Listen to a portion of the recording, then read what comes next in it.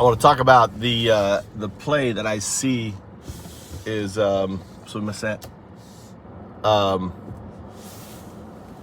play that I see for launching days, and we're just going to do what I call, we're going to do the bitclout play, right? And the bitclout play really was a token exchange which will run as an STO, I think, right?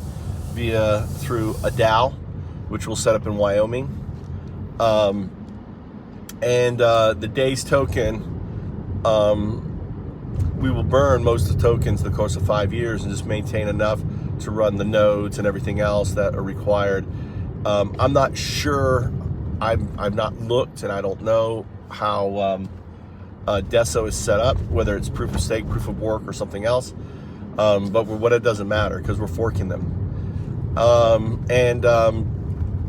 And the same thing is, we'll offer investors the token for as little as a penny to 10 cents, depending on who they are. I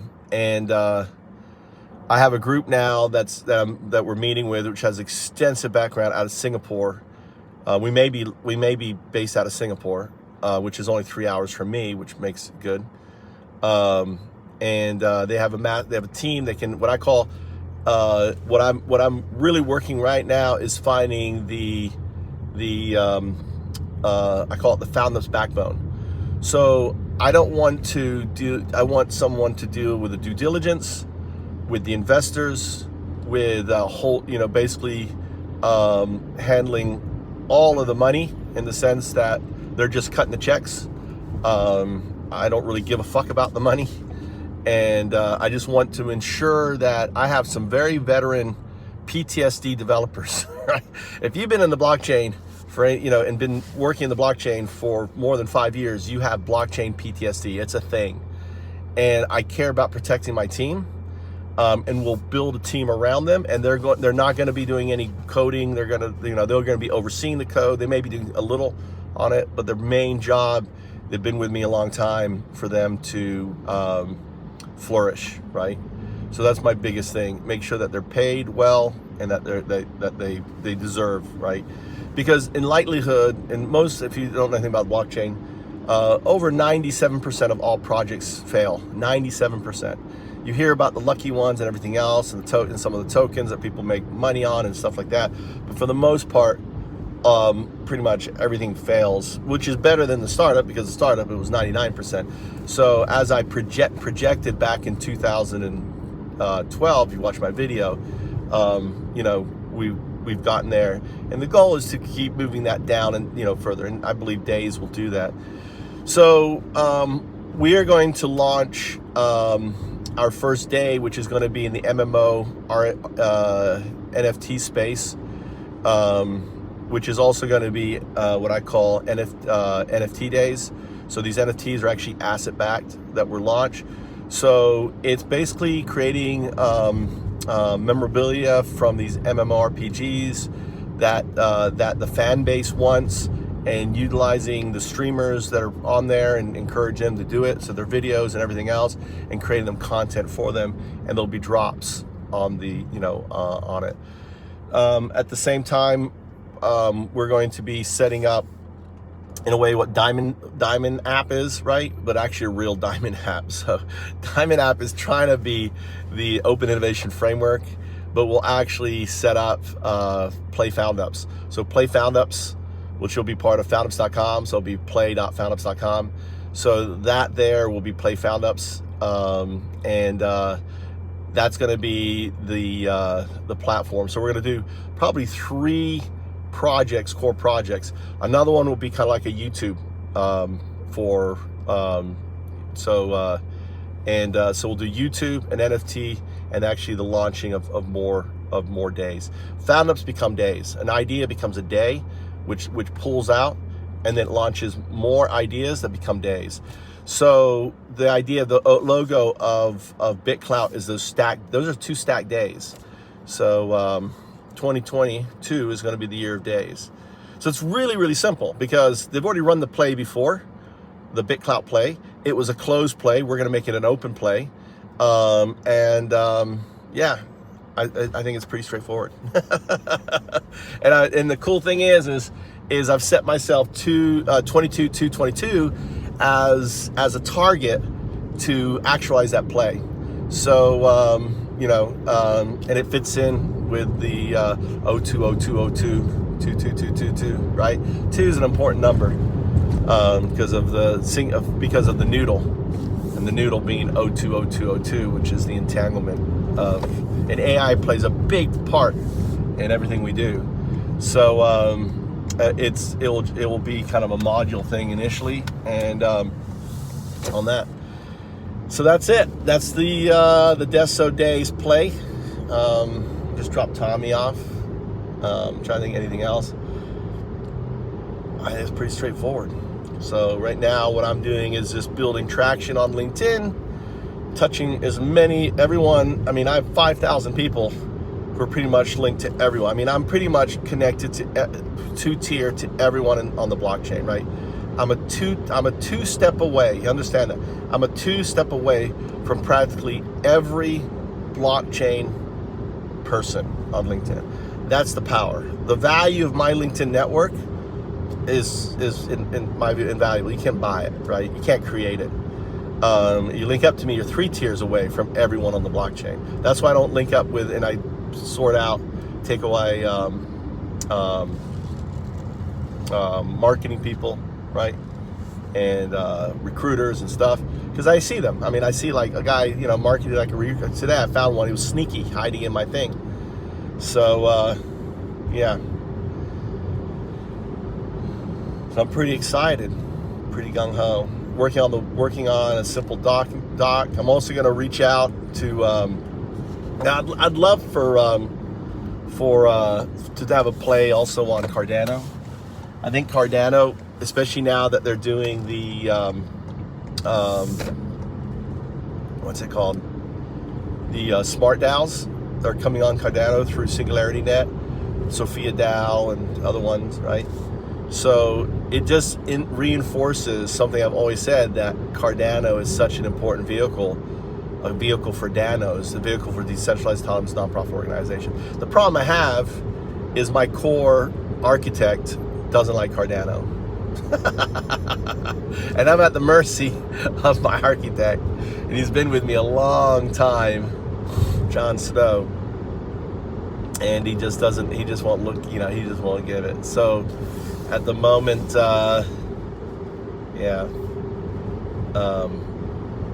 and maybe there'll be someone else. Maybe someone else come to the front. If you don't know who's a fucking Cardano, like who's the top Cardano, like genius architect that you think would like this project, I'd love to talk to him, and we could build it in we could launch it, on Cardano, and also launch it on, a DeSo Fork, merged kind of 2 things together.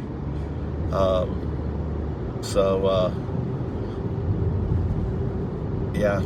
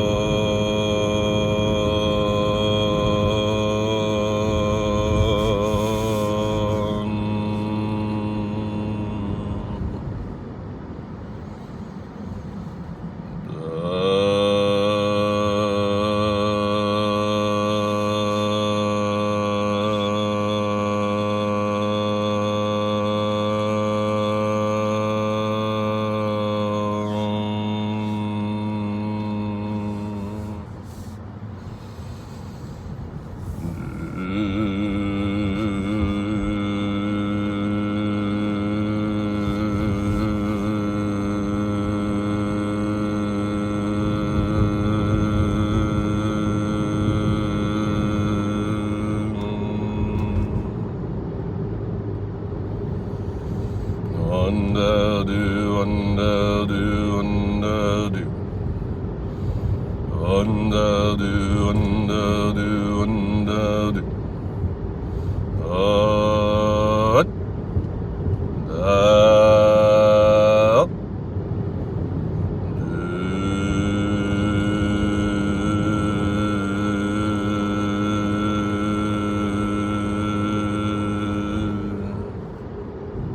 UnDaoDu to you and yours. I'm UnDaoDu. Prophesized 5,250 years ago to usher in the fifth age, built on a foundation of blocks that are going to unravel fiat and become the global reserve currency. Built on DAOs, specifically a DAE, that's going to unravel Wall Street and replace the corporation. And finally, usher in the little do, 0202. That would be you listening to this talk. AI that's going to manage the fifth age and unravel everything.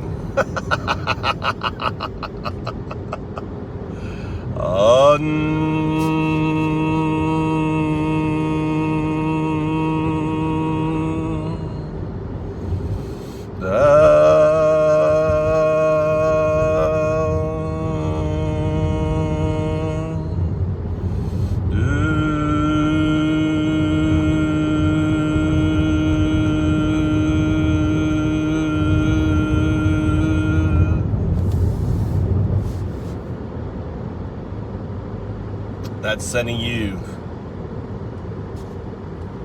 the do to you from UnDaoDu, from the Heartland of Zen here in Japan. So, my talk is over. But 0202, you're still here looking. I'm going to a store, pick up some. My wife found this sparkling sake that she really, really loves. So I'm headed to go buy some for her, and that's what I'm doing right now. My important job. She works all day, I play all day, and then she actually made dinner tonight, which was nice because I didn't know I was going to cook. And she always buys all this food and stuff, and it just sits in the fridge. And I'm like, well, do you want me to cook it?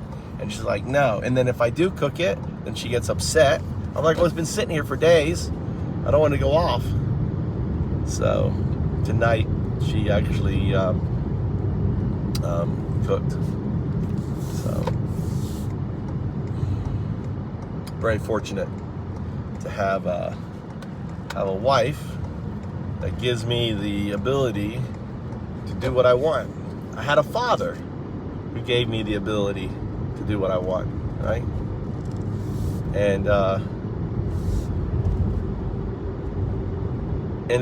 And I think if you can create a society, and this is where everyone can follow their bliss. Imagine a society where there is no work. You do what you love, right? And you get paid for doing and following your bliss. That's all I want. You know, I see a society where pretty much food production is at a zero marginal cost because of automation and AI, but why should the farmer suffer for that, right? So if you're a farmer, you've ever farmed, you should automatically be included as, you know, as a stakeholder. I mean, obviously you're consuming the food, so you would be a stakeholder. You produce the food, you'd be a collaborator, right? And imagine in the future that people donate the tambos, the rice fields, to the DAE, to this decentralized organization, and now they're the creators. And for perpetuality, right, forever, they get a residual universal basic income as a form of a dividend flowing out to them, right?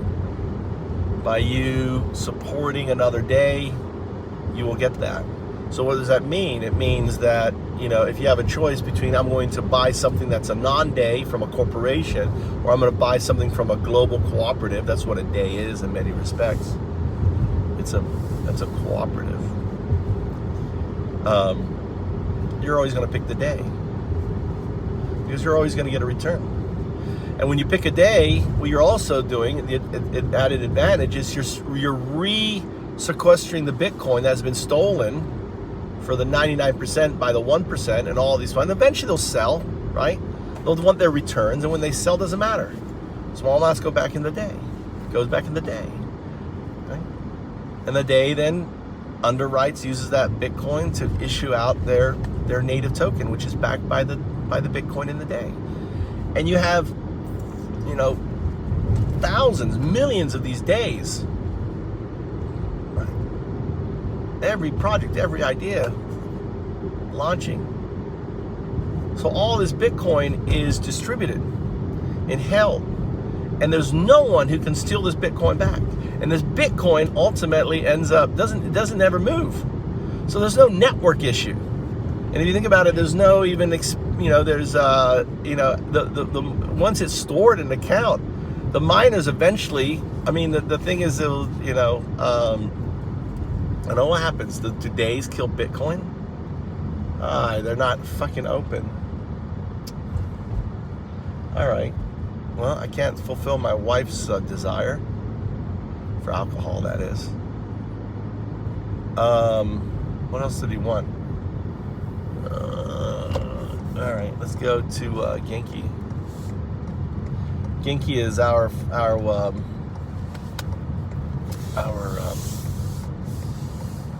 Walmart. It's like a mini Walmart. Genki. Genki means happy. So, yeah.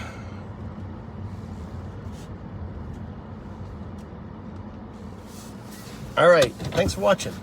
Let me go buy some shopping.